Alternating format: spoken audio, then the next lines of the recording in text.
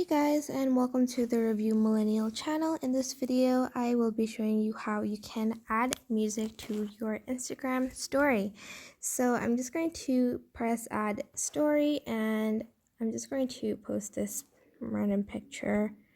And to add music, I'm just going to go to the stickers tab over here, and then I will go to music and find and add a music that I would like.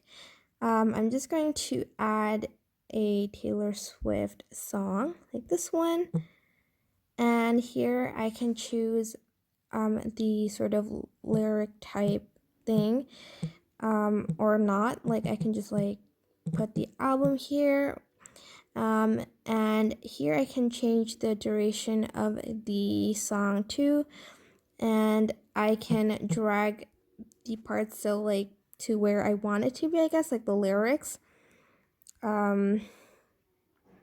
something like that. And then you're just going to want to press done and add that to your story. But that is basically it. I hope this tutorial was helpful. Don't forget to like, comment, share, and also subscribe to this channel if you haven't done that.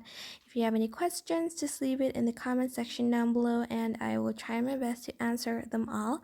Thank you so much for watching. Bye!